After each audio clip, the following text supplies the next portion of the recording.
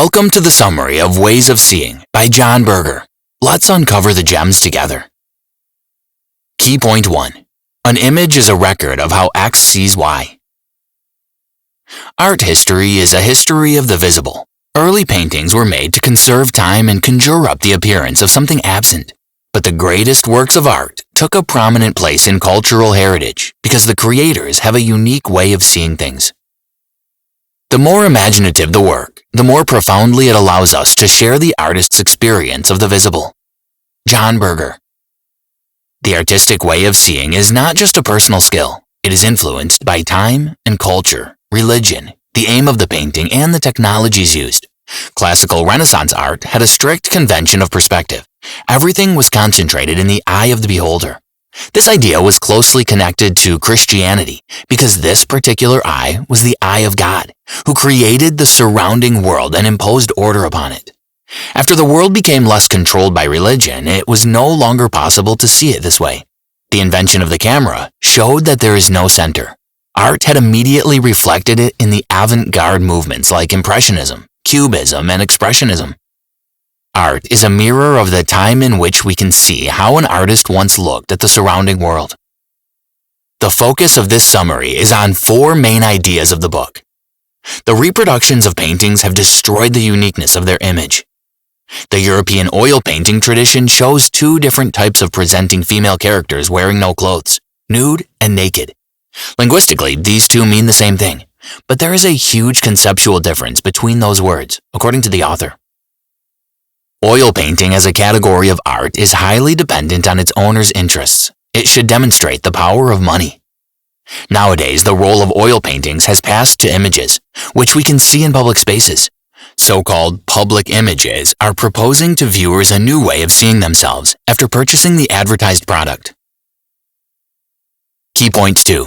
Reproduction of art. How it changed the meaning of original work.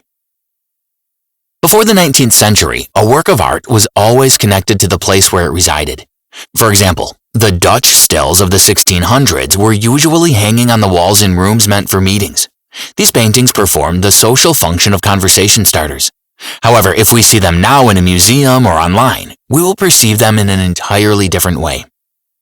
When paintings were created as ordered, they were destined for specific places. The place determined the meaning of the painting. Since a camera can reproduce a painting, that work of art can have unlimited meanings because it may be a part of an unlimited number of situations. For example, if you put a postcard with the Mona Lisa by Leonardo da Vinci on your mood board, it would represent a good memory of Paris. In this sense, all paintings are contemporary if they still appear in our lives, on TV, on t-shirts, and on postcards. Owing to these advances, the greatest paintings have become ephemeral, ubiquitous, and available for everyone for the first time. Instead, the original work of art had only one meaning, a lady's portrait, before being reproduced.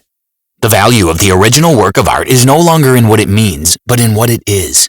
The value depends upon its rarity, and also the price reflects it. We often don't feel excited when we see an original work of art because we saw its reproduction on a smartphone. We treat the original work as holy relics, proof that the masterpiece exists.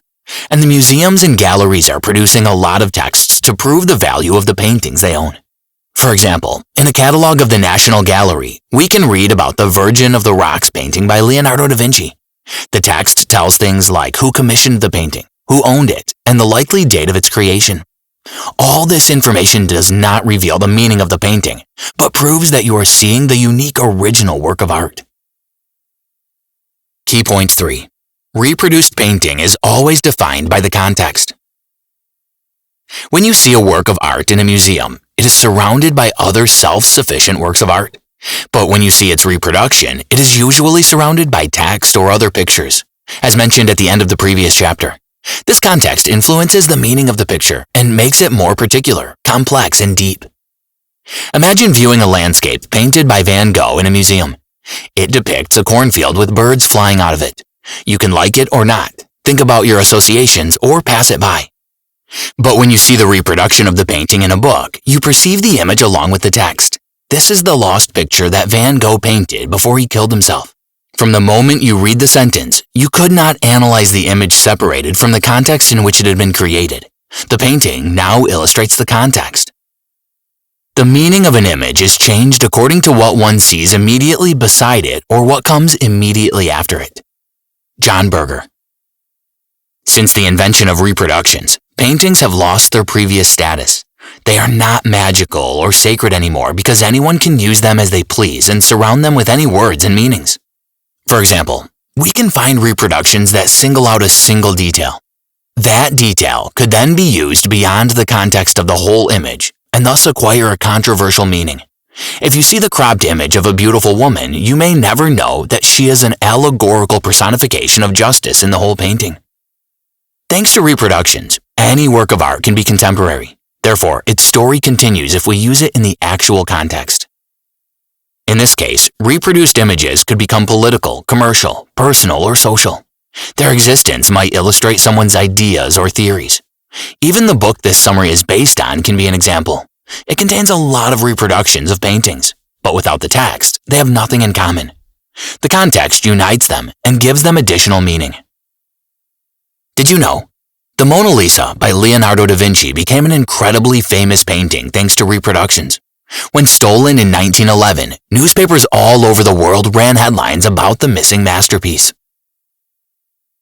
Key point 4. Naked and nude women in European oil painting. The first nudity in European painting is a traditional plot depicting Adam and Eve. They weren't aware of being naked before they ate the apple. At that moment, each saw the other differently. To wit, nakedness was created in the beholder's mind by the act of seeing. This idea remained the same until the 20th century. The painting with a naked woman is a painting of a woman aware of being seen nude. And this is the difference between naked and nude. Berger puts it as such. To be naked is to be oneself, but to be nude means to be seen naked by the spectator. This idea soon became popular among feminists, including the British film critic Laura Mulvey. She used Berger's theory to critique how traditional media represents female characters in cinema. Up to the 20th century, almost all European oil paintings of female nudity were made by men and for men. By the way, this specific view of female nudity is primarily standard for European tradition. Instead, non-European traditions of painting include lots of images of couples making love, where the woman is not posing for the spectator but has agency alongside her partner in the plot. If we see lovers in European oil paintings, we can admit that a woman's attention is not directed toward her partner. Often she looks away and pretends to be uninterested in the contact. This type of women's representation is still used in advertising and cinema, and we will discuss the woman's unfocused look more in the last part of this summary. Since the Renaissance, most European sexual imagery presents a frontal view, whether literally or metaphorically, because the viewer, acting as the spectator owner, is positioned as the central figure. The exceptions are the paintings of loved women and wives of the artists. In this case, we will see the nude woman by herself and the relationship between the model and the creator of her image. The woman's will to be seen nude, her intentions, and her emotions are brought to our attention. We can notice their relationship and recognize ourselves as outsiders. This type of painting is the only case when nakedness is non-anonymous. Did you know? The National Gallery, London, spanning over 2,300 paintings from the 13th to the early 20th century, has only 21 paintings created by female artists. Key point 5. Buying a painting also means buying the look of the thing it represents. The traditional European oil painting period was between the 1500s and 1900s. It was highly dependent on its owner's interests as an art form because buying art was a privilege of the wealthy minority. Indeed, an oil painting was a celebration of private property. Art collectors invested money in the culture not just because of their love of art, but also because of the desire to have unique objects. For example, among the paintings depicting interiors, there existed a particular genre showing private artwork collections and their owners till the 20th century. Therefore, the customer wanted to have a painting that captured the dimensions of their artwork collection at a specific time. In this way, the oil painting was supposed to show the power of the owner's assets. The oil painting in its traditional period was a visualization of what could be bought or possessed by a wealthy man. After all, oil painting was not a demonstration of the subject and its qualities, but the value it gave to its owner. The family portrait is a demonstration of lineage. Paintings of animals are proof of their value and the social status of their owners. Paintings of buildings are a demonstration of landed property. Even the highest category in oil painting, the mythological picture, demonstrated a particular moral value. If you own such a painting, you have an example of how the heightened moments of life, power, love, passion, or death should be lived, or at least should be seen to be lived. All this became possible because of a particular characteristic of oil paint. It could render the texture, the tangibility, and the solidity of what it depicts. The final work of art could be so good that the viewer can easily imagine the subject for real. Key point 6. Publicity images as a resumption of traditional oil painting ideas. The author uses the term publicity images as a common name for all images placed in public spaces, such as images on advertising billboards, banners, signs, and in magazines, newspapers, promotional materials, and booklets. We see different publicity images all the time, perhaps even now. When you are reading or listening to this article, you are surrounded by images. For the first time in humankind's history, we can see such a concentration of images and an accumulation of visual messages. Interestingly, we are used to such an abundance of visual content, and we can understand it even without focusing our attention on it. We accept the system of publicity images as a regular part of the world, as a phenomenon of nature.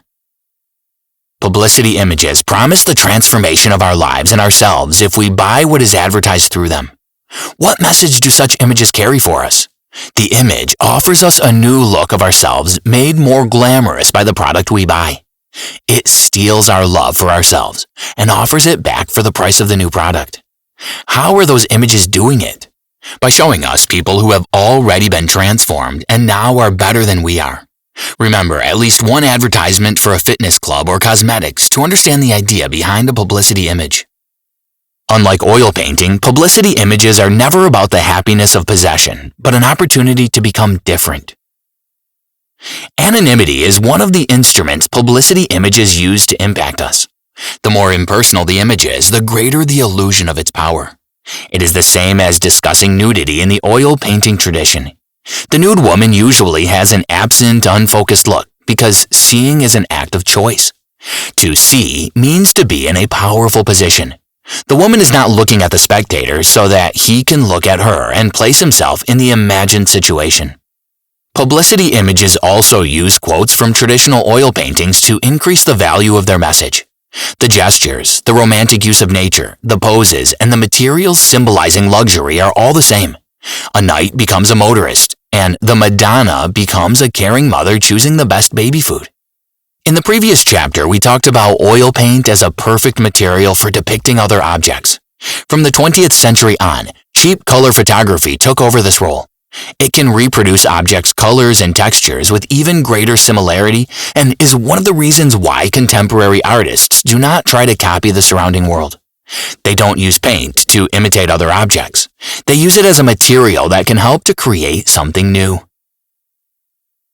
Conclusion. The act of looking has formed the visual culture. Every image, painted or made with a camera, is an author's way of seeing the subject. But in the moment of artwork creation, the story of the gaze does not end. Every time we look at a work of art, we do it in our context. Therefore, our way of looking can change the meaning of the painting. Furthermore, our form of treating the reproduction of the painting can do the same.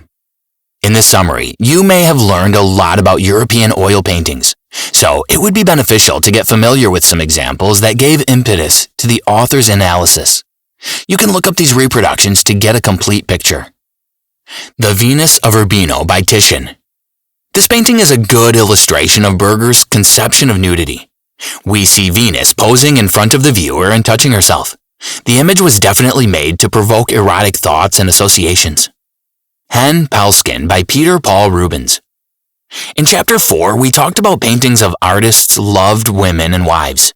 In this case, nudity is not an invitation to the beholder to participate in the scene. On the contrary, it is a particular moment of real relations the artist captured. The Ambassadors by Hans Holbein the Younger. This painting is an addition to the 5th chapter of the summary, which shows how status objects are essential to be seen. The painting's detail is so high that we can easily imagine how these objects looked 5 centuries ago.